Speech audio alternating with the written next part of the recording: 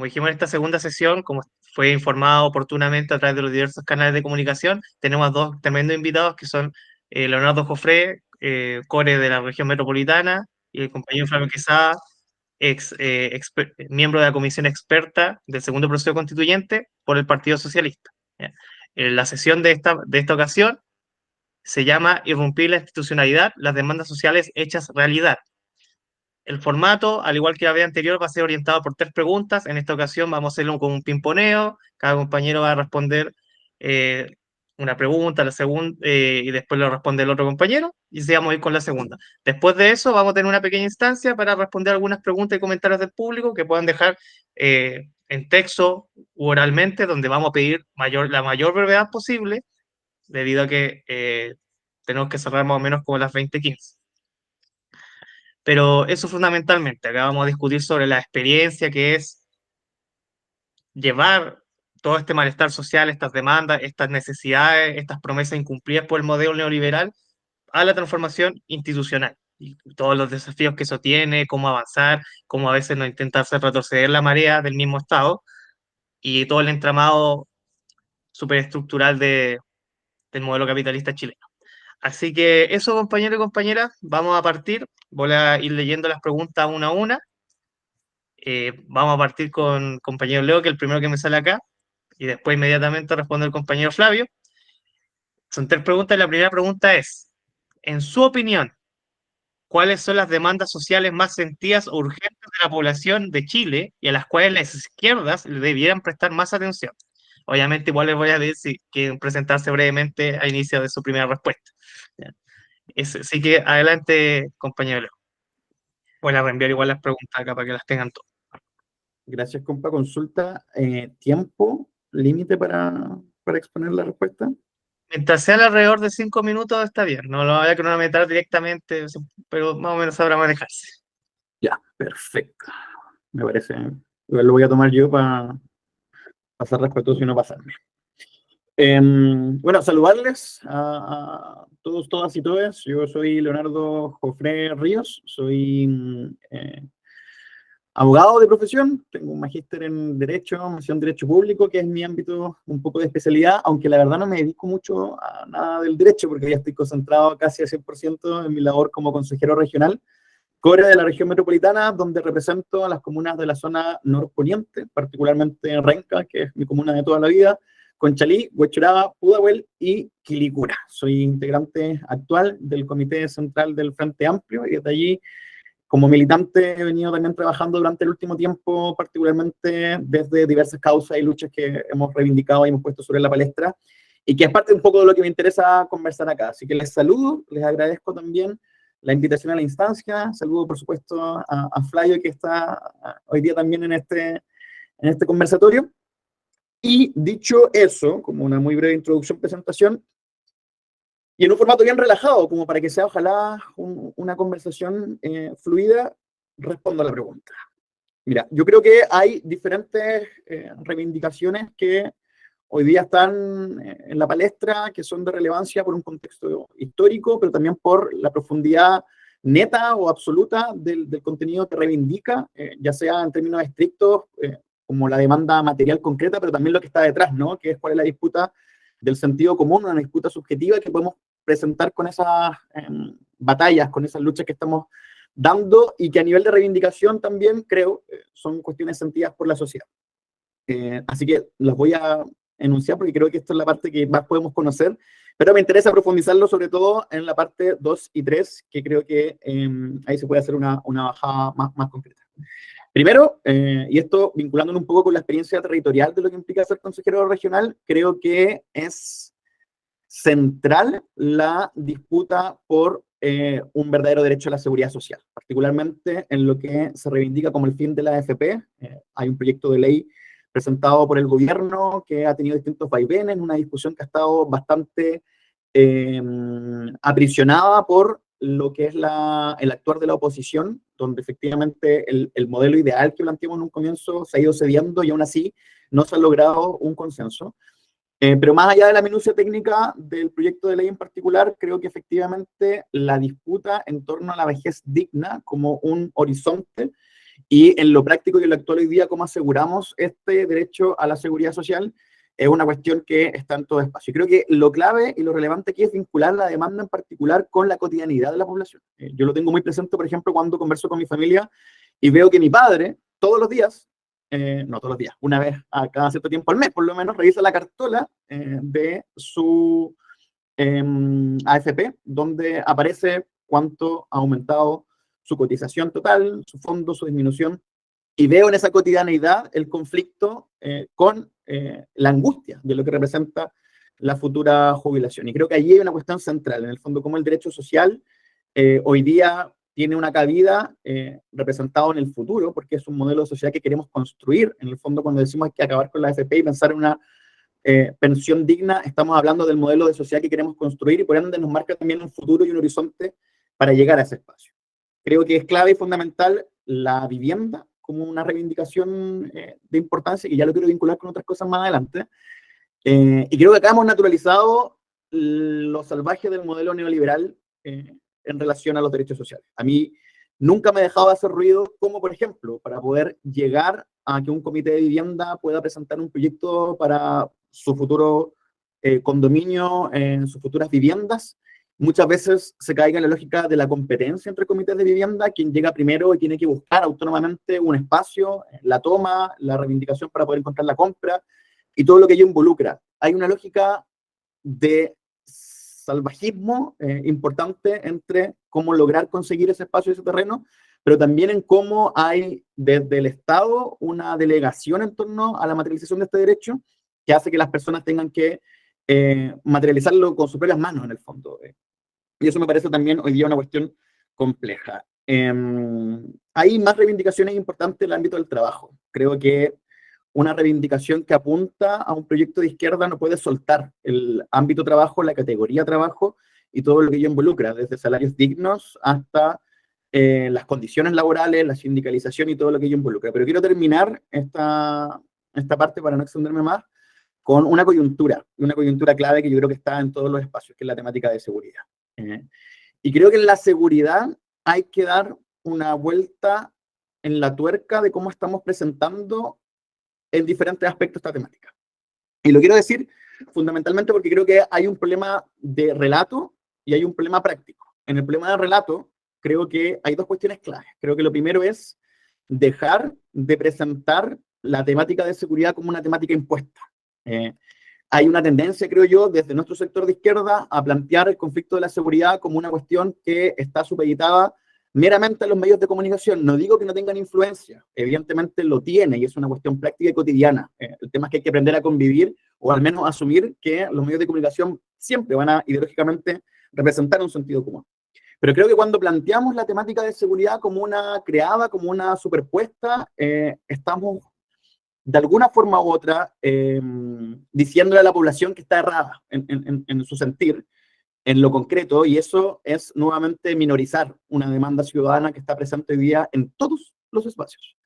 Y eso implica asumirlo no solamente como un problema de percepción, siendo que, ojo, la percepción es parte del conflicto de seguridad, tenemos cifras históricas en la percepción de inseguridad según la última NUSC, sino también como una cuestión material que hay que entenderla en clave de la izquierda y el progresismo. Y eso implica también plantearlo como un derecho humano habilitante de la seguridad, un derecho que permite el ejercicio de otros derechos, particularmente el mismo derecho a la salud, el derecho a la educación, el derecho a la ciudad y muchas otras cosas más, y dar allí un sentido y una racionalidad desde nuestro relato que haga proclive que la seguridad pueda ser una bandera de lucha también desde nuestro sector, porque creo que sin duda alguna es lo que está, como decía anteriormente, presente en cada uno de nuestros espacios. Deudas tenemos como izquierda con la seguridad, y eso creo que ha estado más que patente y claro. Hoy día lo importante es cómo tomamos esta temática que no tiene soluciones mágicas, pero sí podemos empezar a lograr un relato y un discurso que haga coherente el conflicto y la respuesta a la seguridad desde nuestro sector y no en el campo de la derecha, como históricamente ha estado, como una cuestión meramente del ámbito represivo. Me quedo ahí para no extenderme más, pero voy a profundizar algunas ideas más adelante. Gracias, compañero. Continuamos con las preguntas, o sea, con la misma pregunta. En el caso de Flavio, igual se puede presentar al inicio.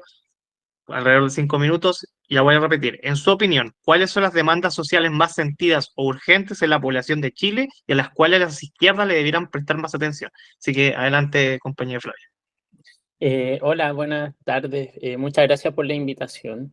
Y bueno, soy profesor de Derecho, me dedico a enseñarlo y a estudiarlo como fenómeno. A diferencia claro, de Leo, a quien le he seguido su brillante carrera política y que me alegra mucho poder compartir un espacio con él. Yo me dedico a solo eso, digamos, entonces lo miro quizás desde otra perspectiva. Y creo que hoy estamos viviendo unos tiempos bastante paradojales, en el sentido que podríamos resumir toda la urgencia ciudadana, si uno mira los principales estudios que se han hecho sobre la exigencia ciudadana en nuestro país de las últimas décadas, atrevería a decir. Y creo que se podría resumir perfectamente en la palabra seguridad. Seguridad de poder tener una vejez tranquila, seguridad de poder acceder a una educación con condiciones adecuadas que permita desarrollar talento y proyectar proyectos de vida, seguridad de que si me enfermo puedo tener una salud oportuna y de calidad, seguridad de que si voy a salir a la esquina no me van a asaltar, seguridad de que no le van a hacer daño a mis hijos o a los familiares, etcétera. Es decir, creo que hay urgencia de tener un Estado como un estado de cosas, no como un Estado en tanto aparato político, sino un estado de cosas, un estado de seguridad social. Eh, y lo paradojal de todo esto es que todas estas reivindicaciones, o quizás estas exigencias que se ven en las distintas encuestas, obviamente unas más serias que otras, me estoy guiando por las cosas más serias, podrían resumirse en esa idea. Y la respuesta a esa exigencia, curiosa, paradojalmente, debieran más o menos coincidir con nuestra agenda del mundo progresista, de izquierda, o quienes queremos una sociedad con mayor justicia social. Pero lamentablemente pareciera que no es así, al menos en los últimos años. Porque, y este otro rasgo paradojal de estos tiempos, y no solo en Chile, a la vez que la ciudadanía pareciera estar exigiendo todo aquello, eh, las propuestas hasta ahora relativamente popular y que demuestran un fracaso no menor del mundo progresista, las propuestas que concitan mayor apoyo de la ciudadanía son precisamente aquellas que impiden generar ese estado de cosas de seguridad social. Para dar un ejemplo, ¿cómo podemos dar mejores pensiones dignas a la ciudadanía? Para que tenga la seguridad de que cuando sean mayores no van a caer en la pobreza luego de haber trabajado toda su vida. Bueno, introduciendo solidaridad al sistema. Es lo que dicen más o menos, o a ciertos elementos de solidaridad. Cuestión que es lo que nosotros hemos abogado históricamente. Pero precisamente es lo que la ciudadanía, según cierta, no quiere. Entonces, le va a tocar un poco de estos recursos, o sea, y la idea de la propiedad sobre los recursos pareciera estar hoy en día muy asentado en ese sentido común. Y por otro lado, cuando se discute sobre los problemas de seguridad pública que existen hoy en día, si uno se atiene a la evidencia, en ningún país se han resuelto ni subiendo penas, ni declarando estado de excepción constitucional, ni reduciendo las libertades. En ningún estado se ha solucionado esa cuestión. Sería re fácil, se acaba la delincuencia decretando estado de excepción. No es así. Pero las cosas que concitan mayor apoyo pareciera ser popular son precisamente esas medidas, más penas duras, más, digamos, restricciones a la normalidad de la legalidad. Y es paradojal que las soluciones a aquello, a estos problemas, como por ejemplo en aquellos países que tienen Estado social, han ido de la mano de políticas progresistas. O sea, aquellos estados en los cuales existe mayor seguridad son estados que han aplicado políticas progresistas. Entonces es bien paradojal la situación en la que estamos hoy en día, porque creo que las demandas sociales que conectan con la cotidianidad que antes hablaba Leo a un inicio de la ciudadanía, son demandas que debieran tener cierta sintonía con nuestros discursos, con los discursos del mundo progresista en sentido amplio, que abogamos en resumen por mayor solidaridad, mayor sentido de lo común, pero no lo hace en la actualidad. Y ahí se demuestra, por un lado, cómo el aparato ideológico de nuestra sociedad, y no solo en la nuestra, es exitoso en convertir en sentido común precisamente aquello que mantiene el statu quo y que impide solucionar los problemas que acaba de decir. Y por otro lado, demuestra también cierta fracaso hasta ahora y cierta, diría, impotencia o incapacidad del mundo progresista en ser capaces de incidir en la producción de sentido común y de esa manera poder asentar sus discursos que son precisamente, y su política, el camino para dar seguridad a la ciudadanía en todos los términos que dije, creo, al inicio.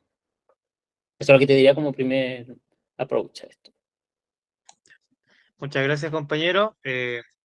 Bueno, pasamos a la segunda pregunta, que es, en su experiencia personal, ¿cómo ha sido el proceso de vincular demandas sociales con el trabajo en la institucionalidad?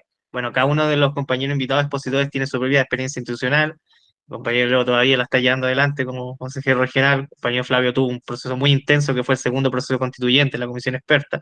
Entonces, la idea es que nos puedan compartir eso, sobre lo que es su experiencia y qué perspectivas les quedaron les quedan o les quedarán a partir de ello. ¿Ya? Así que partimos nuevamente con el compañero Leo, como dijimos, alrededor de 5 minutos, y después el compañero Flavio. Adelante, Leo. Súper. Oye, a propósito, Flavio fue mi ayudante de Derecho Constitucional, cuando yo era un mechón hace ya harto tiempo atrás, así que me acuerdo también de eso y todas las enseñanzas, así que aprovecho de agradecerte también, Flavio, por todo ese tiempo, 2009, 2010 fue eso, ha pasado harto. Oye, sí, mira, yo estoy muy de acuerdo con lo que decía Flavio y a partir de eso también quiero continuar un poco quizás en términos de relato. Es complejo, y aquí voy a hablar en primera persona y un poco también lo que he podido percibir y analizar desde la instalación de gobierno, la relación del mundo social con la institucionalidad. Creo que discursivamente, teórica y políticamente, tenemos muy claro la idea, ¿no?, de que la reivindicación social, la lucha social, requiere de tomarse la institucionalidad para poder operativizar y materializar esas transformaciones. Creo que hay una enseñanza importante que nos diferencia como progresismo y izquierda, que vemos en la vía institucional y en esa disputa una batalla no solamente importante, sino como una condición de posibilidad de las transformaciones con aquellos sectores que se plantean por fuera de lo institucional. Y creo que está muy marcadamente, en mi caso al menos, por la experiencia de lo que fue el movimiento estudiantil en el año 2011, cuando, por más que estuvimos en movilización, en paro, en tomas, en lucha callejera, siempre tuvimos un tope en que en el fondo las transformaciones que pasaban por ámbito legal requerían del Congreso y en el Congreso no había una representación acorde y solamente podíamos esperar una delegación, ¿no? Como que nuestra reivindicación política tuviera un eco en espacios institucionales como el Congreso. Y allí se da esa disputa entonces por lo institucional. Y creo que hay dos ámbitos que me parecen complejos de vivir cuando uno cohabita lo institucional desde el mundo social. Un ámbito interno y un ámbito externo. En el ámbito interno, estoy haciendo una reducción por tiempo así como muy de líneas gruesas, pero podemos comenzar después las preguntas. Hay dos cuestiones que me parecen claves. La institucionalidad tiene sus propias reglas, tiene sus propios límites, y esos límites se traspasan hacia quien es el actor o los actores que intentan transformar desde lo institucional con la experiencia de la lucha territorial, social, popular. Porque el Estado, per se, tiene sus propias reglas, sus propios mecanismos. Uno no puede pasar por encima de la producción misma del derecho que se expresa y se institucionaliza mediante un Estado. Y el choque entre la reivindicación externa a la representación política, que, digámoslo, yo creo que aquí hay que sincerizar, una discusión que es mucho más simple y mucho más sencillo estar por fuera, ¿cierto?, que estar adentro, porque esa reivindicación pasa a regirse por otras reglas y otras normas que evidentemente te limitan en ese acto. Y ahí se produce una primera comprensión. ¿Cómo yo logro, desde mi reivindicación, superar las reglas del Estado para que el Estado esté al servicio de la reivindicación y no mi reivindicación se vea cooptada por las reglas propias del Estado y la producción jurídica. Y creo que hay un segundo elemento un poco más subjetivo que me parece riesgoso y complejo desde del arribo del progresismo y la izquierda a la institucionalidad, que dice relación con el riesgo de transformar nuestra reivindicación en una reivindicación de carácter burocrático o transformarnos en una clase burocrática que administre el Estado bajo la supervivencia del mismo Estado y sus propias reglas, que bajo la idea de poder hacer transformación.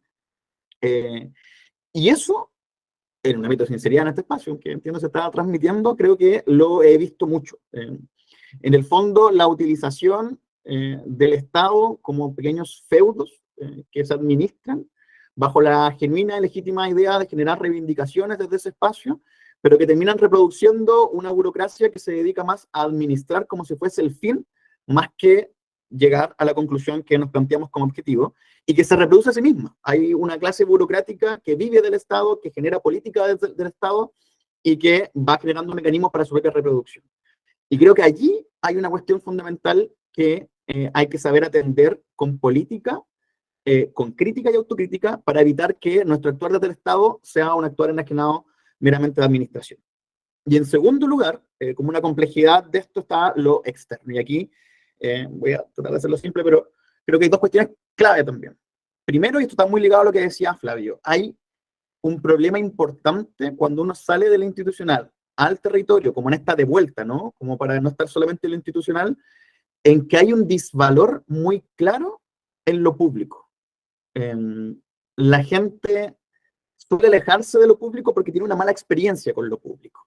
Entonces, por ejemplo, si uno va y habla de FONASA o un sistema único de seguro social y la gente lo asocia en términos de salud a FONASA, está el problema de que más allá que tengamos cifras que demuestren que la inversión por peso en la salud pública es mucho más exitosa o eficiente que en modelos comparados, claro, pues, uno va al CESFAM, se atiende por el CESFAM, tiene que sacar la hora, llegar a las 5 de la mañana para poder atenderse, y esa es la imagen que se tiene de lo público, por ejemplo, en salud. Por ende, cuando uno habla de un modelo público de salud, la gente se espanta un poco y te dice, no, porque tengo esta idea, experiencia propia de lo complejo que es el ámbito de salud.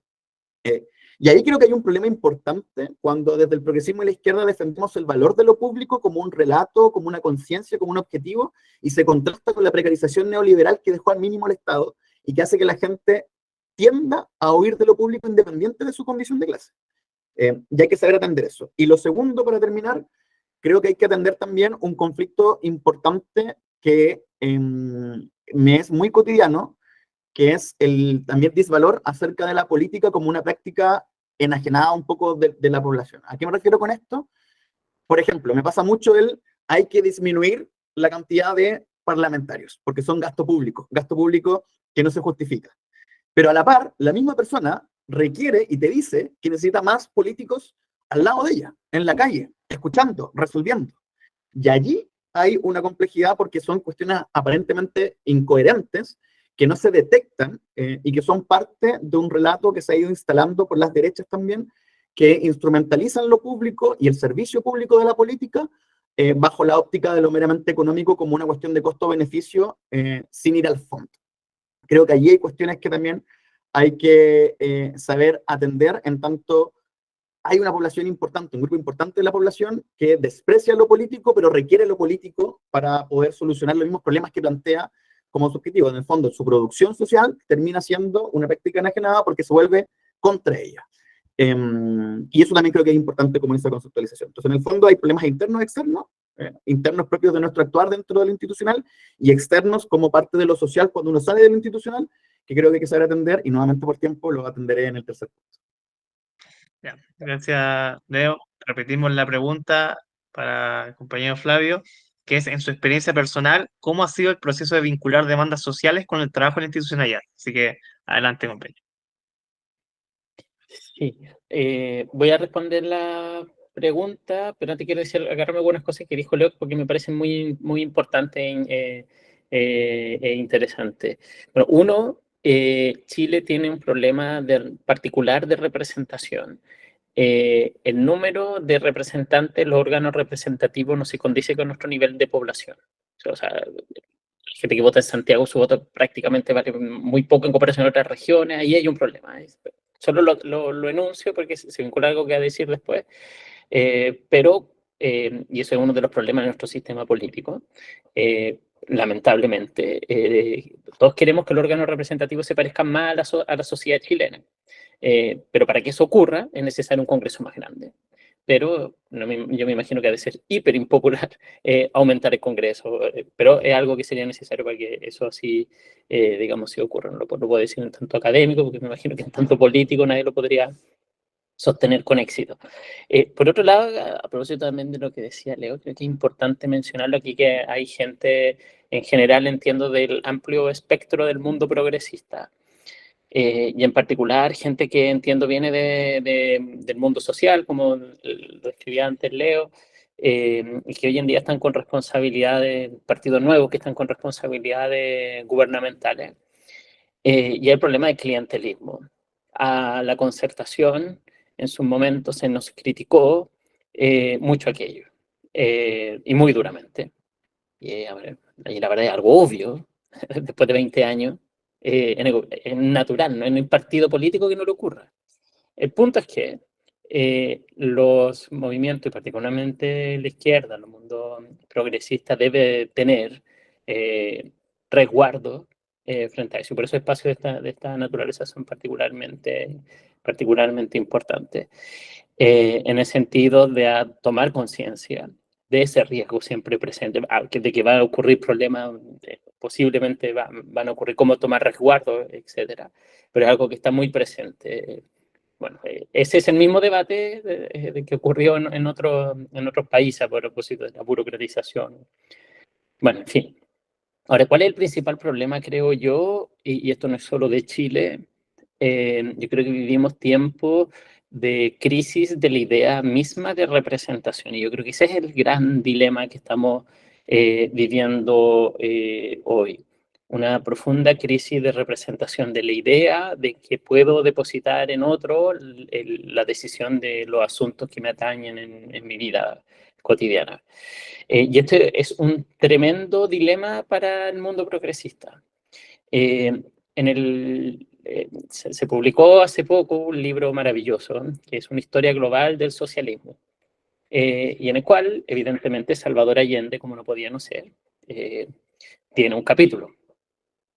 Y tiene un capítulo porque fue el único, o el primero, en plantear la posibilidad de transformaciones profundas en una sociedad, sin renunciar a las libertades y a través de la institucionalidad democrática.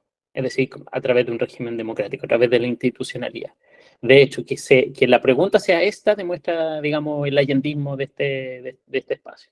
Aunque tiene antecedentes previos en las tradiciones históricas, el socialismo plural, la otra tradición histórica de la izquierda chilena, del comunismo, en Recabarren, al menos el primer Recabarren, que llamaba a tomarse los municipios, en el sentido de que los obreros accedieran al poder a través de los municipios, y a través de los municipios hicieran gobierno comunal, demuestra que desde los orígenes de la izquierda chilena, que Recabarren, que viene de un partido institucionalizado, que era parlamentario, que se dedicó a la organización obrera, en la izquierda chilena históricamente siempre ha sido, digamos, siempre ha sido un objetivo, o estado dentro de su universo mental, el lograr la transformación a través de la institucionalidad.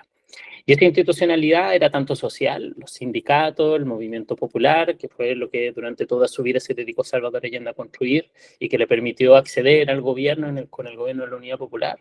Y luego a través de la institucionalidad, o sea, la representación en el sindicato, la representación en la Federación de Estudiantes, la representación en el Congreso, la representación en el gobierno, etcétera. Ese fue el gran instrumento de una historia de la izquierda chilena, de la cual hay que sentirse muy orgulloso por su profundo compromiso democrático, pero que lamentablemente, o sea, más que lamentablemente, es el gran dilema que tenemos hoy en día, estamos un tanto descolocados quizás, porque la idea que suponía ese instrumento, que la idea de representación, que el dirigente sindical me represente, que pueda ir a negociar con el empresario, que el dirigente de la FECH me represente, que pueda ir a negociar con las autoridades, que el parlamentario vota de conformidad a lo que más o menos yo creo, etc. Esa idea hoy en día está en crisis. Y la ciudadanía, mi impresión es que no tiene, y bueno, y esto está documentado, no solo la crisis, el problema en Chile, sino que en distintas sociedades. ¿Cómo reconstruirlo? ¿Cómo la representación vuelva a ser creíble? Yo creo que el gran desafío que tenemos hoy. Y eso es lo que yo percibí en carne propia. Y lo dejo, porque sí me estaba diciendo así de que me había pasado en el tiempo. Gracias, compañero. Bueno, atajo un par de guantes lo que dijeron. Como dijo Leo, efectivamente esto está siendo grabado, así que se agradece cualquier enfoque crítico. Tenemos que tener estos espacios en la izquierda para la crítica, la autocrítica, que es fundamental. Y como Centro de Estudios Conciencia y Síntesis lo levantamos permanentemente, siendo también muchos de nosotros militantes. Y efectivamente, como dice Flavio, somos allendistas. Eso es una matriz histórica nos tiene que provocar orgullo como chileno y chilena y que rescatamos constantemente. Así que pasamos a la última pregunta, que es, en su opinión, ¿qué desafíos tenemos como izquierdas para materializar cambios sociales en el futuro? ¿No? Nuevamente parte Leo y después Flavio. Súper. Creo que buena parte de lo que hemos mencionado dice relación con la necesidad imperiosa de disputar el sentido común. El sentido común como ideología, que hoy día podemos representarlo quizás desde la tradición más ortodoxa del marxismo y sobre todo con posterioridad a aquel, desde la falsa conciencia de un pueblo que dice tener una idea sistemática o dice no tenerla, pero tiene un margen, un sistema de creencias que hoy día están basados en los principios neoliberales. La competencia, el individualismo, el poner la ventaja personal por sobre la ventaja colectiva. Y allí hay una complejidad que creo está muy arraigada en la necesidad de la disputa, pero con pocas claridades de cómo darla. Y creo que se ha dado con mayor complejidad precisamente la misma, acorde a los avances tecnológicos, que podrá sonar como muy baladío, muy cotidiano, pero a mí me aterra, y creo que tenemos una deuda muy importante en cómo peleamos una disputa del sentido común con herramientas que hoy día no sabemos todavía utilizar a ese objeto. En su momento se habló de que Internet y las redes sociales podían ser tremendamente liberadores, ¿no? Como evitar este concepto clásico de la comunicación donde un televisor, un programa de TV era transmitido hacia muchas familias y podía ideologizar desde aquella manera porque era un eco, ¿no? Como una única cámara. Hoy día hay múltiples cámaras. Las personas consumen información acorde a sus intereses. La idea de cómo funciona la red social con lo que te entrega, con lo que te manda, va reafirmando tu interés y una idea de esta misma falsa conciencia, ¿no? Y ahí hay una complejidad importante, el algoritmo, cómo vencer ese algoritmo en términos de comunicación. Pero también creo que dice relación con esta idea de la posverdad o la mentira, ¿no? Que es una herramienta utilizada fuertemente por la ultraderecha como un margen común a nivel mundial, en que el relato que identifica un enemigo falso en común moviliza a través del miedo, moviliza a través del temor, y se difunde ese temor y ese miedo y ese falso enemigo, sobre todo mediante la mentira. Y creo que ahí hay un ejercicio de disputa importante que dar, de diferenciar la mentira como un espacio donde hay conciencia y hay interés, y por ende la mentira tiene una lógica detrás, como arma y herramienta política del error, como el error cotidiano que cualquier persona puede cometer, donde no hay conciencia ni interés. La mentira es una herramienta política que está pensada, está interesada, tiene un fin, un telos hecho para el engaño. Entonces hay conciencia del engaño y hay un interés detrás de ese engaño. Y creo que la posverdad o la mentira, como queramos llamarla, efectivamente hoy día es una herramienta utilizada por un sector importante de la política que todavía no hemos sabido enfrentar. Y allí hay un ente constructor de sentido común de relato que hoy día nos tiene, creo yo, en una cancha incómoda donde nuevamente no hemos sabido movernos frente a ese escenario. Y creo que allí lo importante de esa disputa en el sentido común es evitar esta lectura que se da muchas veces donde el sentido común pareciera ser importante disputarlo desde el acomodo, como para ganar una elección, por ejemplo, llevándolo a ese plano, tengo que moderar mi posición para hacerme parte de ese relato en vez de disputarle. Creo que el sentido de la disputa de ese relato es traerlo hacia ese lado, más que acomodarnos hacia ese lado por una victoria meramente electoral. Y termino con el hecho de que esa disputa del sentido común creo que va de la mano necesariamente con lograr condiciones materiales transformadas. Es decir, tener un gobierno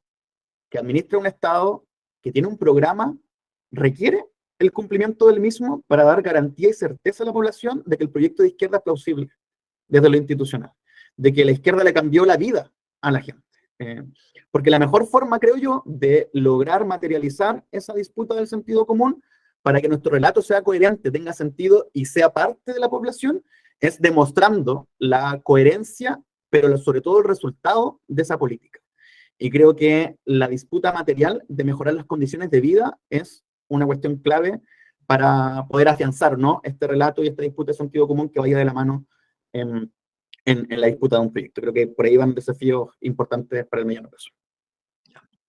Muchas gracias, Leo. Ahora, Flavio, de nuevo en su opinión, ¿qué desafíos tenemos como izquierda para materializar cambios sociales en el futuro? Adelante, hombre.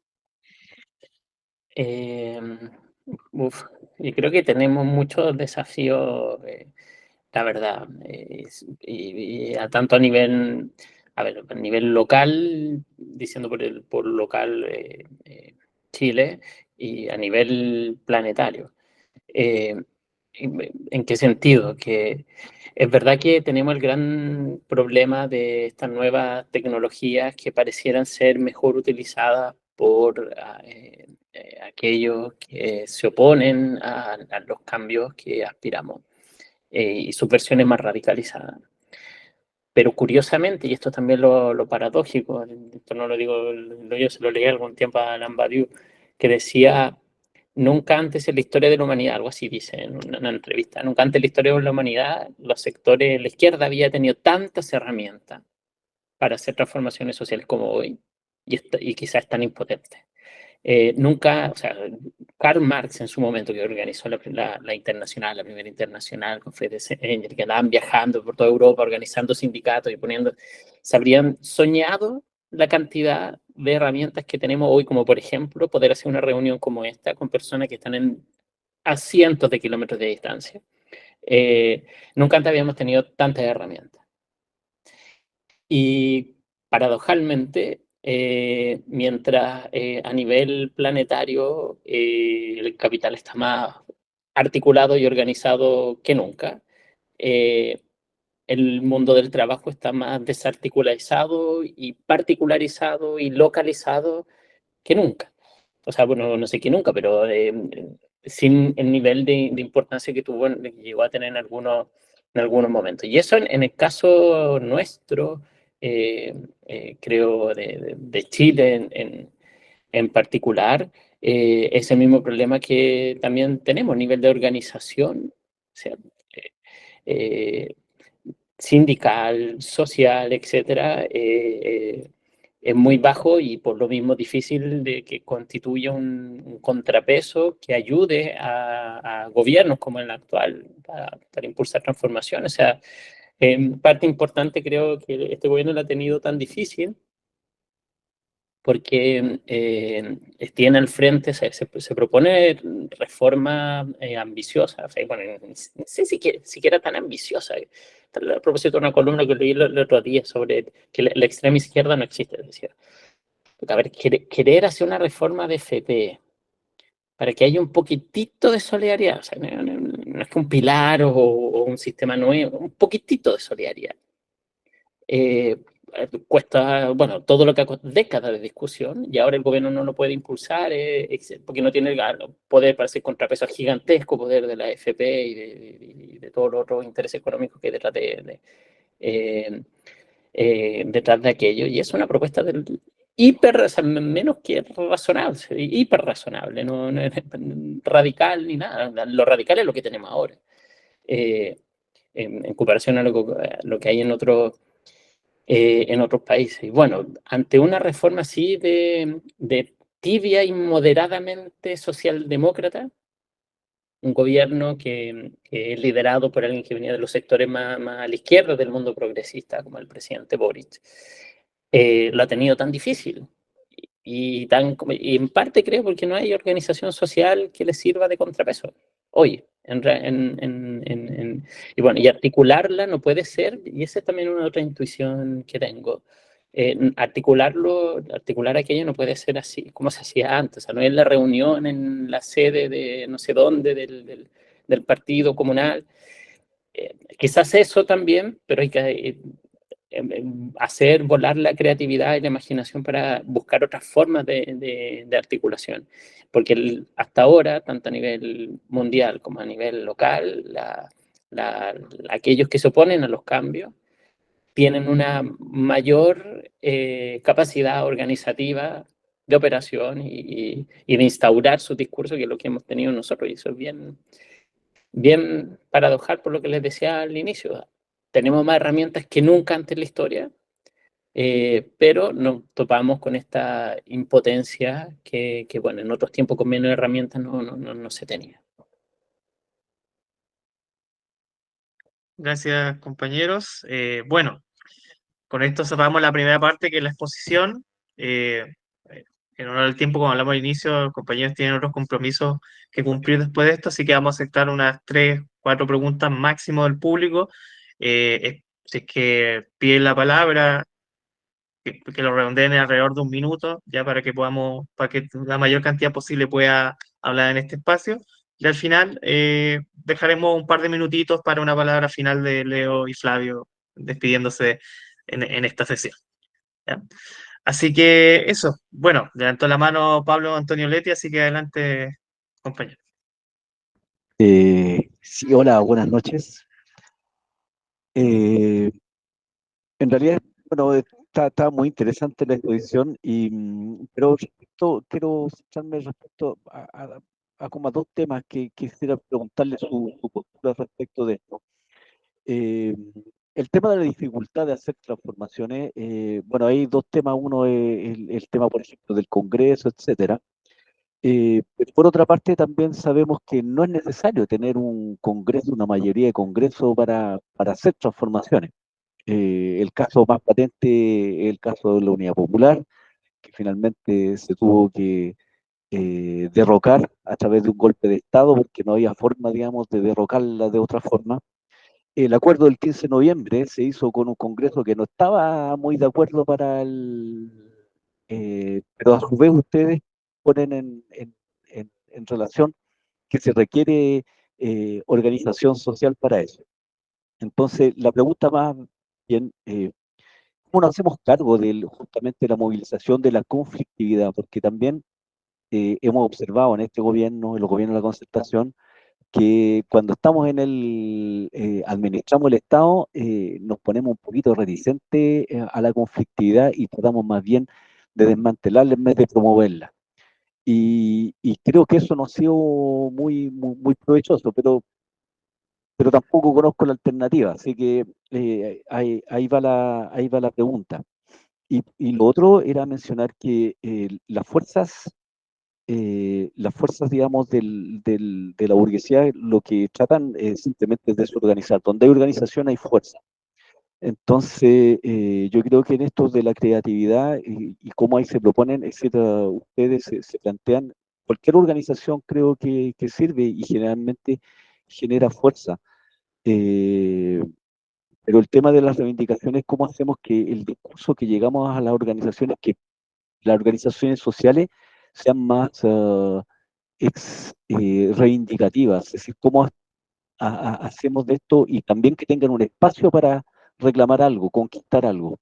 Que me parece que sería relevante, si no su reivindicación termina en nada.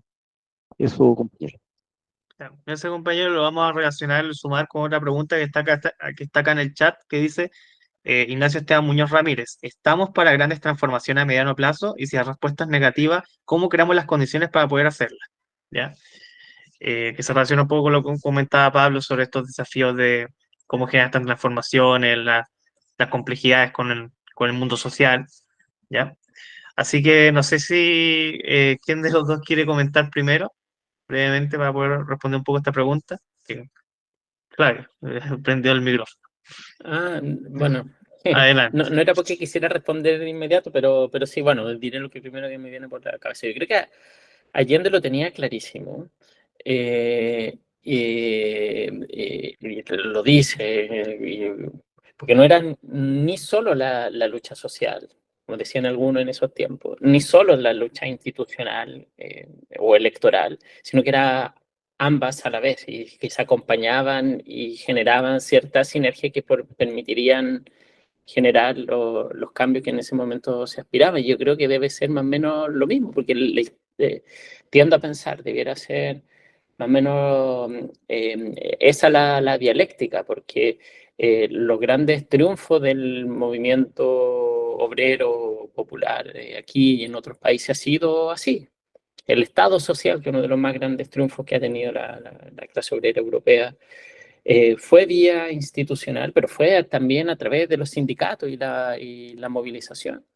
Los últimos grandes movimientos sociales que quizá hemos tenido en nuestro país, o de los más exitosos, que ha sido el feminista, por ejemplo, ha sido institucional, pero ha sido organización social también, y que ha tenido una muy rica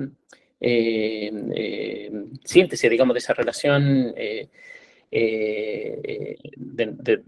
digamos, de esos dos elementos, y por eso que hay que ser inteligente electoralmente, y por eso genial aquellos que están, como leo ahí, en la institucionalidad y que van de nuevo a las elecciones y está con la gente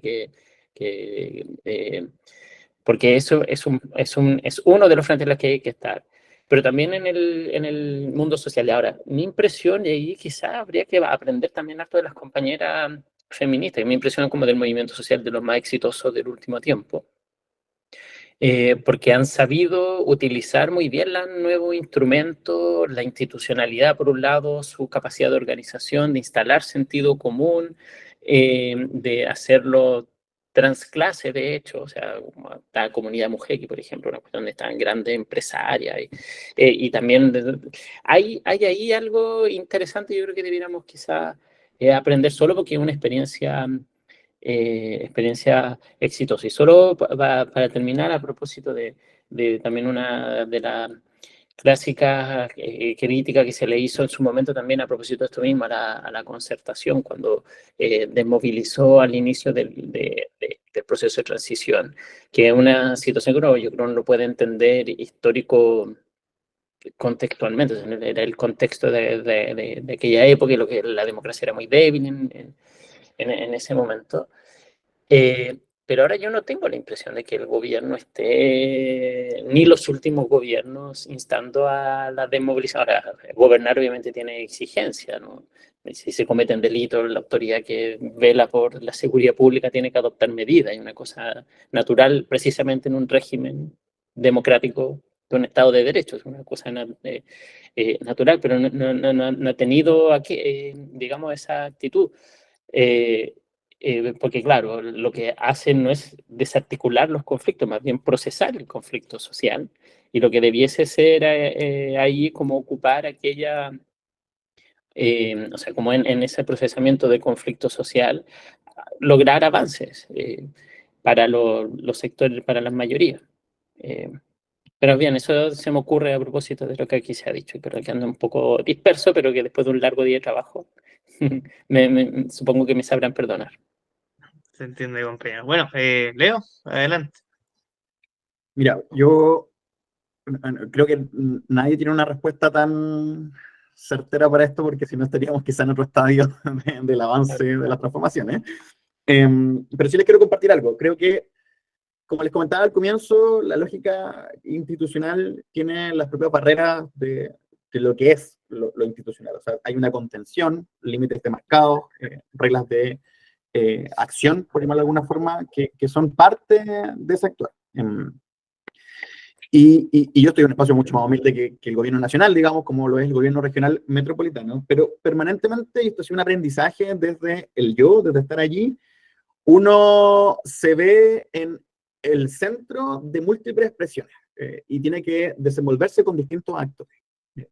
Por ende, la reivindicación que uno puede sostener políticamente, tanto del mundo social como el mundo político, conjugados en un espacio como el Consejo Regional del Gobierno Regional, no se miden por sí mismas, no se miden por el propio discurso y la propia acción, sino que conviven con otras expresiones, tanto la derecha, la ultraderecha, el mundo social, por fuera de lo institucional, Y esas presiones y ese diálogo, muchas veces en oposición, va conjugando un actuar dentro. Y es complejo de repente sobrellevar todos esos posicionamientos, porque no es una cuestión meramente de voluntad. Tienes que moverte en una cancha política, y esa cancha política tiene reglas y tiene actores.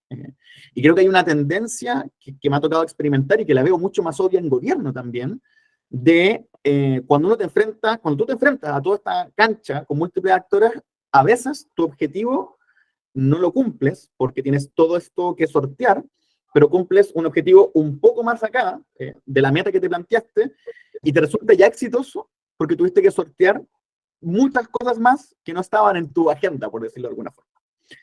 Pero resulta que para el mundo social no es tan exitoso, porque el mundo social que confió en ti quería llegar a otra meta, y esa meta no la cumpliste. Y esa tensión se traslada, y creo que muchas veces lo que provoca es que termina vaciando de política o desnaturalizando un proyecto transformador porque no logra hacerse una síntesis entre moverse en el mundo material de lo institucional y el mundo ideal que uno plantea desde lo social. Y creo que eso, lejos de ser una cuestión que desincentive la línea política de izquierda o nos llame a un vaciamiento, a una moderación, tiene que ser una pregunta que tenemos que urgentemente responder para lograr llegar a los objetivos que nos planteamos. O sea, cómo lo institucional realmente es un catalizador de las transformaciones que queremos realizar y no un impedimento. Y creo que eso todavía está en deuda. Está en deuda. Y muchas veces respondo que ahí es formación política, tener muy claro el horizonte estratégico, ¿cierto? Hacia dónde queremos llegar. Muchas veces también, y perdón como lo vacuo de este argumento quizás, muchas veces creo que es gran parte de espíritu, garra, convicción, elementos subjetivos, lo que te permite como sortear lo institucional para intentar transformar y que lo institucional no coopte tu propia reivindicación. Y eso pasa, como viendo lo que decía Pablo también, con gobierno. O sea, creo que tenemos que plantearnos muy crítica y autocríticamente por qué tenemos una desmovilización tan grande del mundo social. Es cierto que el mundo feminista es un tremendo ejemplo, pero también es cierto que después de que somos gobierno, no hay la fuerza en las calles que había otrora nosotros.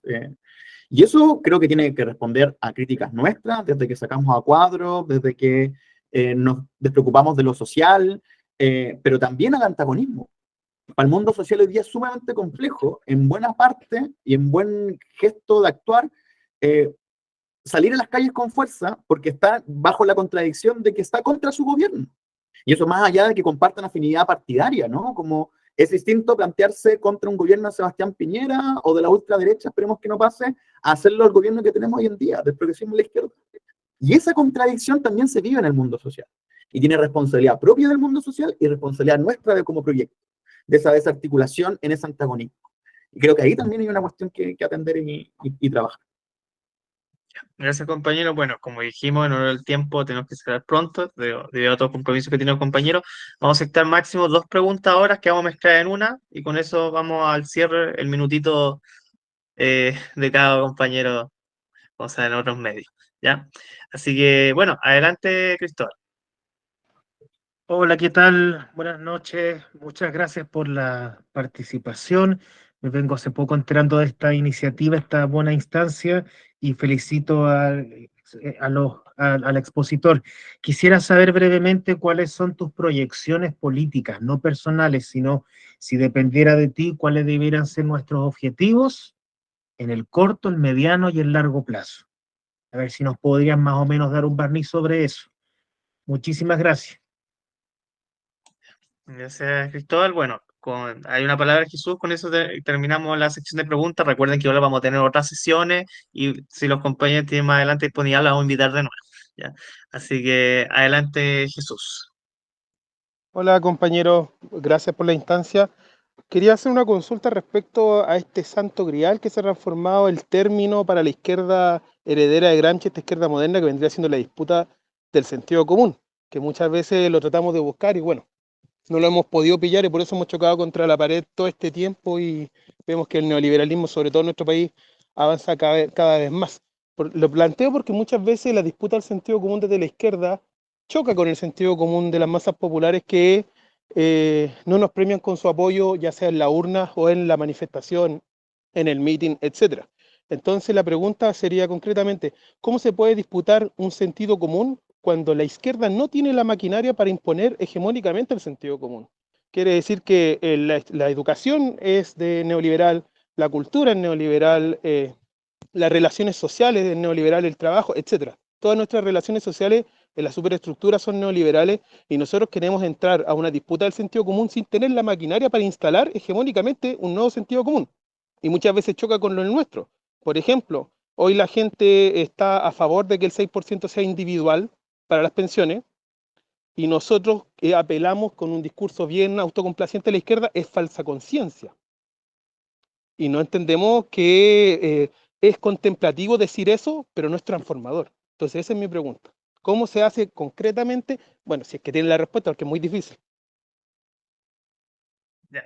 Gracias. Bueno, ahí las dos preguntas igual se relacionan. Cristóbal planteaba como imaginar un poco tarea a corto, mediano, largo plazo, y Jesús ponía este tema de qué hacemos cuando los sentidos comunes de la izquierda chocan con los sentidos comunes neoliberales. ¿Ya? Obviamente estas preguntas son bastante más complejas, no se pueden responder de una, pero ideas breves que tengan los compañeros, evidentemente, son bienvenidas y inspiran la siguiente discusión.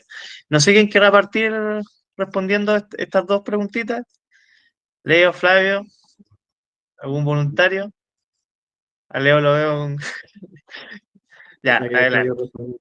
Oye, es que yo creo que esto da para conversar mucho, entonces como que me siento un poco culpable de que tengamos que hacer y no podamos estar más, pero em, objetivo político inmediato hay mucho, pero yo creo que una cuestión importante que a veces no le tomamos el peso más allá de lo electoral es precisamente la disputa del mes de octubre de este año. Creo que los gobiernos regionales y las municipalidades tienen un potencial transformador muy grande. Y si lo asociamos con lo que hemos mencionado anteriormente, cambiarle la vida a la gente es la mejor manera de generar una concreción de nuestros objetivos, pero también de disputar ese mismo sentido común. Es decir, la plausibilidad de la transformación demostrada empíricamente creo que es una tarea urgente para los progresismos y la izquierda.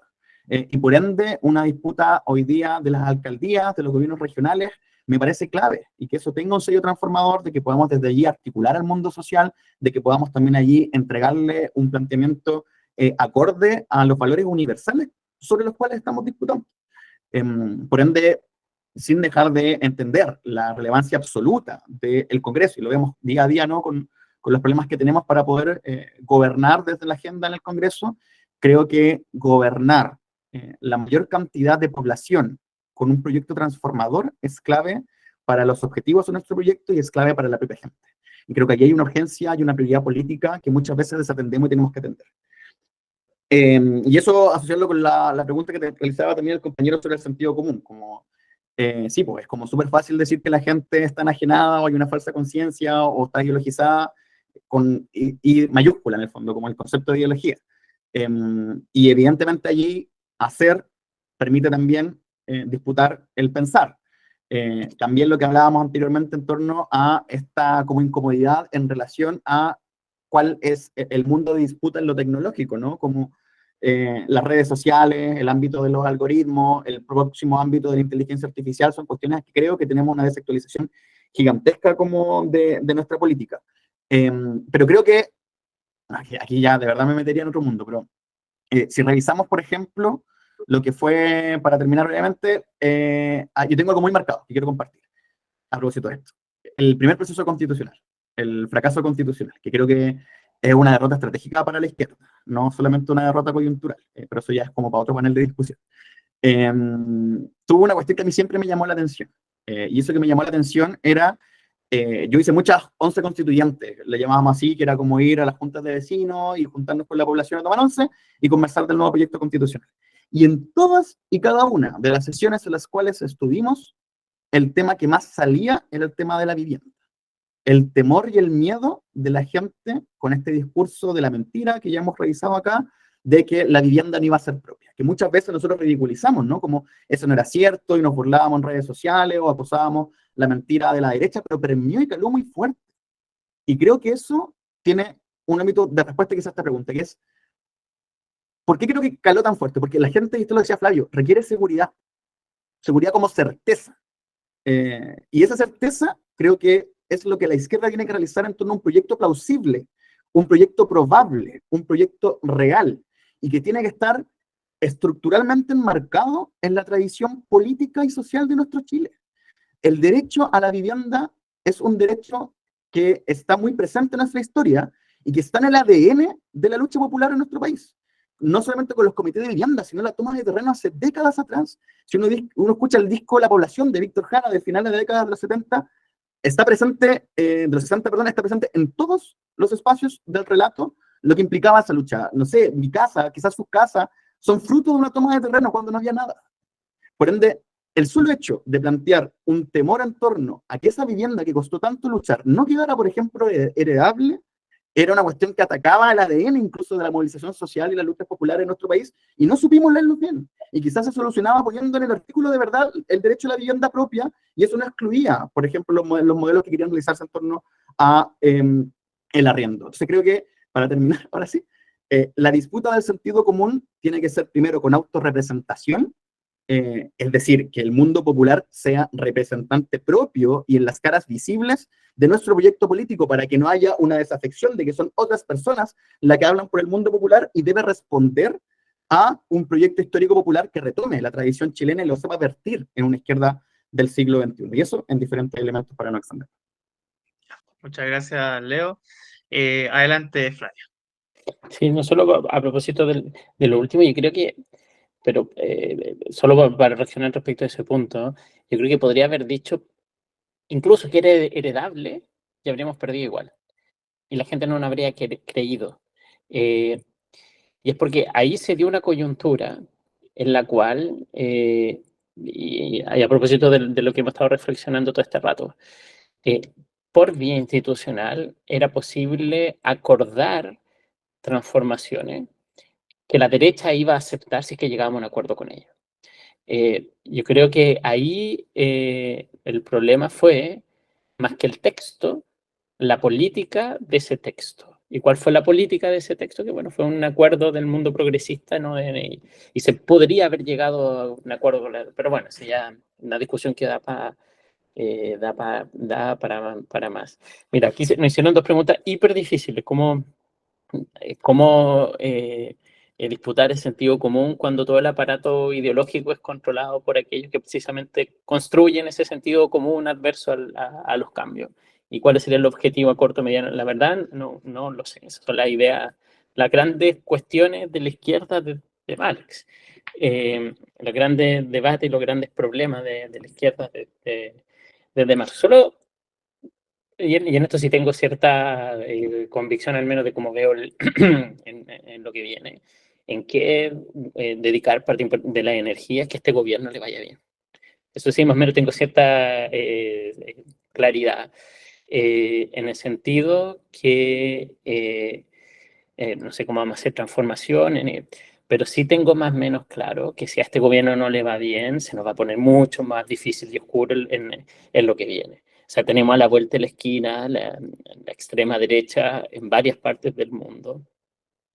En Chile bastante fortalecida, lamentablemente, con una derecha que en sus sectores más reaccionarios no son muy distintos a esa misma extrema derecha. Si de hecho, esta gente de derecha me lo ha dicho, en el fondo lo que ellos hacen es decir lo que nosotros no decimos en público, ¿no? Pero lo que también creen. Y ese es el escenario que hay si es que las cosas no se hacen muy bien. Con este gobierno, y a propósito también lo que decía Leo antes, de lo difícil que ha sido para aquellos que venían de partidos y de movimientos sociales que no había gobernado antes, y que siguen en la movilización social, cómo plantearse frente a su gobierno, digamos. Si seguir digamos, ser críticos o no, aprender a cómo hacer aquello también es crucial, en el sentido de que hay que saber ganar. Ese mundo ganó, está en el gobierno, y legítima y democráticamente lo ganó, y tiene que aprender a cómo gobernar y cómo seguir también en el mundo social, que ese es el gran desafío. Es lo que la izquierda que apostó por la reconstrucción democrática, aliándose con aquellos que habían sido su adversario histórico, como fue el Pacto Demócrata Cristiano con el mundo socialista, bueno, descuidó la organización social, y no solo la descuidó, sino que también devino en un proceso de clientelización también, de clientelismo que se desarrollaron durante esos años. Y bueno, hoy que llega otro grupo juntos con ellos, se da la simbiosis, cierta experiencia de que en gobernar de aquellos que no las tenían. Pero hay que saber ganar. Y veo que a veces, y eso es lo que de repente me da rabia cuando veo las noticias, de que trato de no verlas, de hecho, de la contingencia política, y sobre todo al inicio, de que muchas veces el mundo de la izquierda no sabe ganar y administrar ese triunfo. No se supo hacer con la constituyente, la primera. Se ha tenido problemas, digamos, con este actual gobierno. Y tal como está el escenario hoy, lo que se puede ver que si a este gobierno no le va bien, lo que está a la vuelta de la esquina es Kast, o quizá algo peor. Y por ello, si es que a mí me pregunta cuál es el objetivo político del mundo progresista hoy en día, lo primero, que a este gobierno le vaya bien. Y parte de eso es que las próximas elecciones también vayan bien, las municipales, las regionales, que son la base después para las próximas parlamentarias y presidenciales. Y para que el gobierno le vaya bien, tiene que hacerlo bien. Y bueno, y ahí me quedo porque ya estamos a la hora. Ya, muchas gracias, compañeros. Agradecemos mucho sus exposiciones. Nos dejaron una idea para un futuro módulo que sería sobre el primer y el segundo proceso constituyente, que son temas como izquierda que no hemos resuelto en absoluto, son discusiones pendientes. Les vamos a pedir entonces su minutito último de despedida, su último mensaje que nos quieran dejar en esta sesión antes de poder concluir. Así que no sé quién quiere tener su minutito primero. Flavio, Leo. Bueno, si quieres parto yo porque adelante el pase a Leo. Bueno, agradecerle la invitación. Creo que espacios así son fundamentales. Y me quedo con la misma idea que les mencioné antes. Nunca antes el mundo progresista había tenido tantas herramientas para impulsar cambios, pero paradojalmente está en un contexto de tanta impotencia para generar precisamente esos cambios. La ciudadanía pareciera ser, que fue la otra paradoja que les decía al inicio, demandar cuestiones que pueden ser resueltas a través precisamente de las políticas que tradicionalmente hemos propuesto.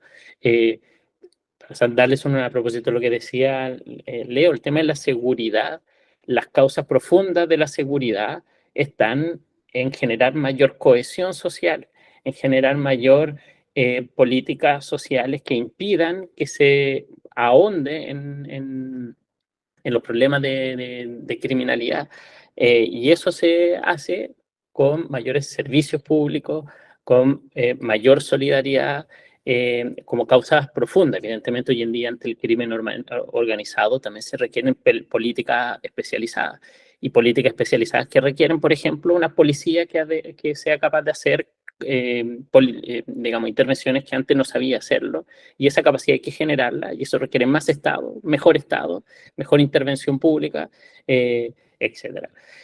Paradojalmente, lo que pareciera demandar la ciudadanía y que podríamos nosotros responder con las agendas progresistas que históricamente hemos defendido, lo que no está en el debate, lo que resulta más contraintuitivo, y lo que se demanda es precisamente lo que no le da respuesta, y que está demostrado que no le da respuesta. Y bueno, cómo salir de eso es algo que no tengo la respuesta, pero que de esta incesante búsqueda de tanto darle vuelta y vuelta en grupos como este, seguro en algún momento van a surgir ideas interesantes para avanzar en esa senda de un país mejor para todos, para la gran mayoría, como todos aspiramos. Muchas gracias por la invitación. Gracias, compañero Flavio. Gracias a usted por su presencia. Así que adelante, Leo, con su conclusión. Vale, compa. Oye, primero agradecerle a Flavio también la conversación y el diálogo. Creo que al menos a mí me deja hartas cositas también para pensar.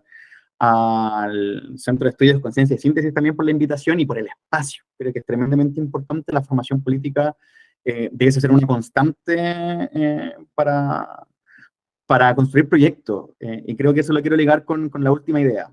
A mí me da mucho miedo que el proyecto progresista de izquierda termine desafectado de las clases populares, la clase trabajadora, sobre todo porque hoy día hay una concentración del voto, llevándolo a ese plano muy marcado a nivel internacional y creo que también en Chile, donde el voto profesional está muy con nosotros, en su mayoría, frente a la amenaza de la ultraderecha, y es la clase trabajadora desde el ámbito más popular que hoy día está votando a la ultraderecha. Creo que eso tiene que ver con múltiples causas, parte de lo que hablábamos también en torno a la crisis de representación, a la crisis de la seguridad como certeza, a la impugnación a lo que ha sido la administración política frente a la desafección y la frustración de que no hay transformaciones concretas para la clase trabajadora que llevan a que aquella vote a un Bolsonaro, que vote a un Trump, que vote a un Milei en Argentina y todo lo que pasa también en Europa. Y creo que eso, en tanto fenómeno, tiene que dejar de ser meramente descriptivo o una cuestión de voluntades, sino que tiene que haber un plan, tiene que haber una estrategia de nuestro sector de trabajar en esos espacios. Y creo que allí, mientras no exista una claridad absoluta de aquello, hay un deber propio e individual, que ves que, por ejemplo, este tipo de espacios los podamos llevar a los sectores populares, los podamos llevar de forma práctica, de forma concreta y de forma directa, donde no nos hablemos quizás entre nosotros mismos como generalmente lo hacemos, ¿no? Como donde si bien podemos sacar de forma fructífera conclusiones, conclusiones tienen que ser construidas en representación directa y autorrepresentación de las personas que hoy día conviven en ese mundo y que, por cierto, tienen la necesidad de que generemos esta transformación. Por ende, creo que mi último comentario y mi último llamado es a que pensemos cómo cada uno, una y una de nosotros puede, desde su respectiva trinchera, desde su respectiva política, ser un ente que aporte a esa construcción popular. Y que en definitiva el día de mañana podamos tener un proyecto que nuevamente, como fue la Unidad Popular y como lo ha sido en otros procesos de nuestra historia, sea profundamente levantado con la convicción de los sectores más explotados y más precarizados de nuestro país.